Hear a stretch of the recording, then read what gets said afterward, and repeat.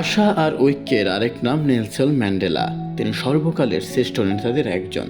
Nelson Mandela তার জীবনের দীর্ঘ ২৭ বছর কাটিয়েছেন কারাগারে, পাড়ি দিয়েছেন হাজারো বঞ্চনা, জ্বর।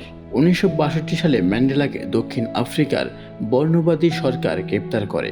২৭ বছর কারাগারের জীবনে ১৮ বছরই ছিলেন দক্ষিণ আফ্রিকার কুখ্যাত রোবেন দ্বীপের কারাগারে। প্রায় ৩ দশক পর ১৯৯০ সালের ১১ ফেব্রুয়ারিতে কারাগার থেকে মুক্ত পান তিনি। পরে ১৯৯৪ সালে দক্ষিণ আফ্রিকার গণতান্ত্রিক নির্বাচনে প্রথম কৃষ্ণাঙ্গ প্রেসিডেন্ট হিসেবে নির্বাচিত হন এই অবিসংবাদিত নেতা।